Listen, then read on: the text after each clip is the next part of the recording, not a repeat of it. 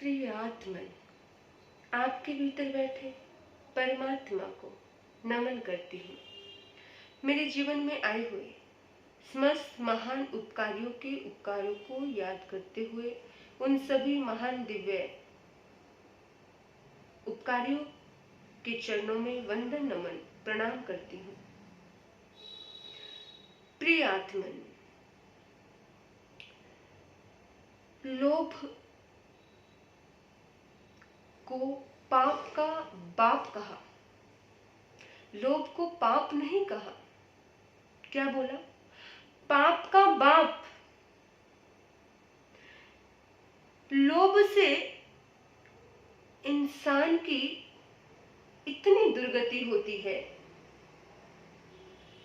कि सीधा उसे सातवीं नरक के दर्शन हो जाते हैं। वो लोभी व्यक्ति इस जीवन में भी अच्छा नहीं जी सकता।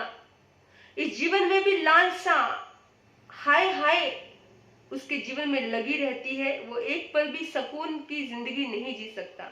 और हाय हाय की वाइब्रेशन, लोभ की वाइब्रेशन में जिया हुआ व्यक्ति, यानी कि हमेशा किसी न किसी से कुछ चाहिए, ले लूं, यानी कि वो कहते हैं ना, जब हमेशा यही भाव, अधिक की लालसा इंसान को दुर्गति में ले जाती है।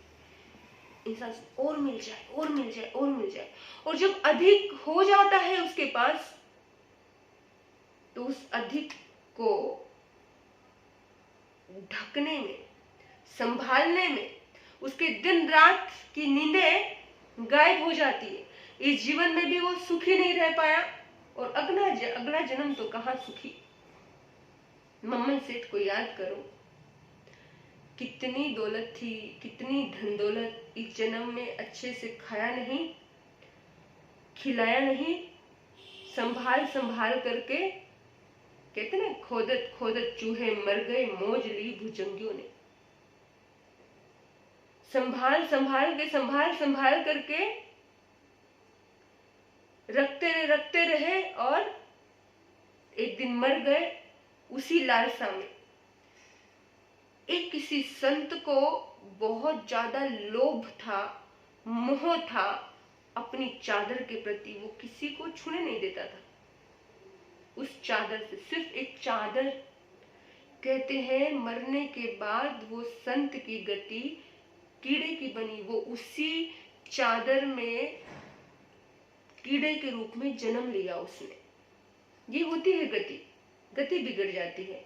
तो किसी भी चीज के प्रति लोभ, आसक्ति सही नहीं है। हमें आसक्ति से बचना चाहिए, लोभ से बचना चाहिए। चारों तरफ वैभव हो तो भी एकदम निरासक्त भाव से रहो, और गरीबी हो तो भी ठीक है, 2 वक्त की रोटी मिल रही है, ओके। बहुत ज्यादा हाय तौबा करके इंसान का मन बेचैन होता है, उसकी गति बिगड़ जाती है।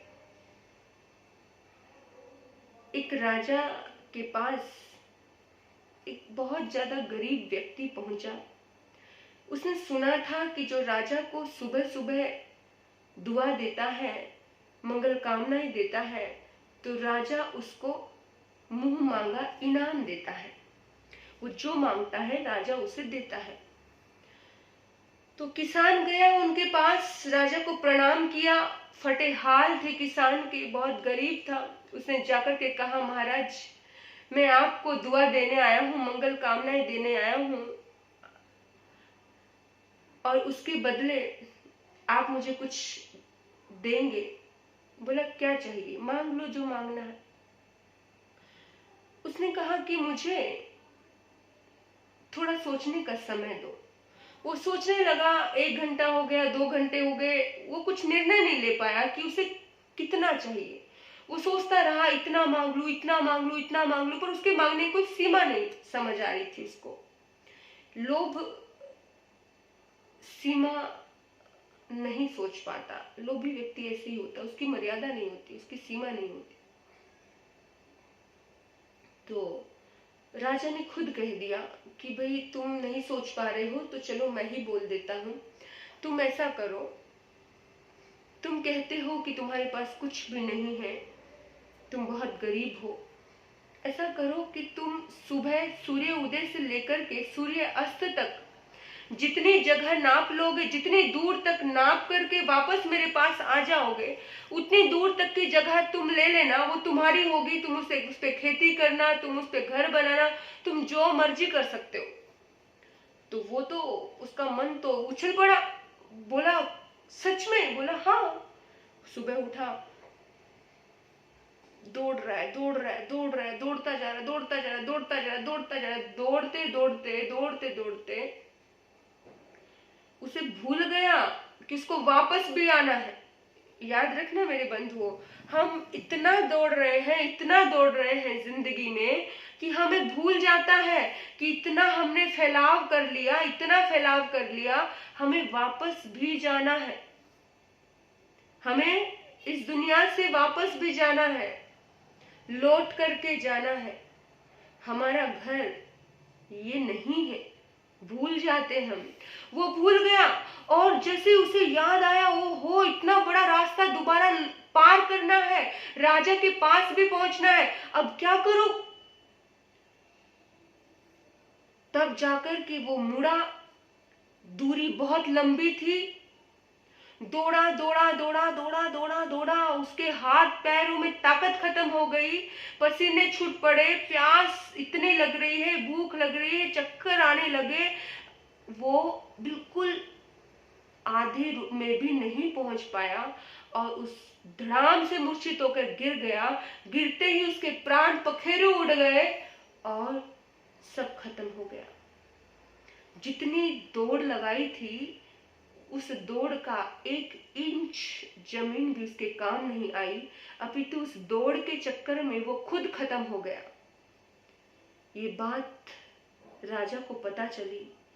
राजा को बड़ा दुख लगा कि लोभ रूपी नागिन इसको डस गई। मेरे बंधुओं, ऐसा ही लोभ हमारे जीवन में भी होता है। जो हमें लोभ दिखता नहीं है, लोभ करना बड़ा अच्छा लगता है ना? अच्छा लगता है, दिखता नहीं है कि इसके नुकसान क्या है। लोभी व्यक्ति मरने को मर जाता है लेकिन समझ नहीं पाता।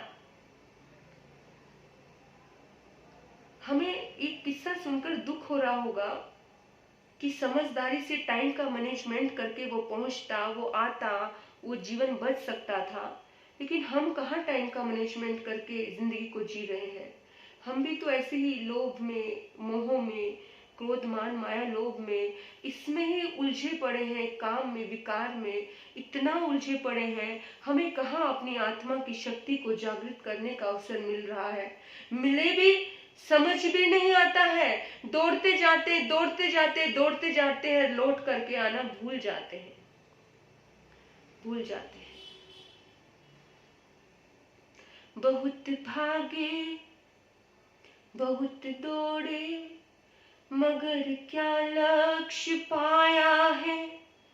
बहुत ही हाथ मारे हैं, मगर क्या हाथ आया है। आओ आओ, आओ आओ, दिशा ही बदल कर चले। आओ आओ, दिशा ही बदल कर चले। बहुत भागे, बहुत दौड़े, मगर क्या हाथ आया है।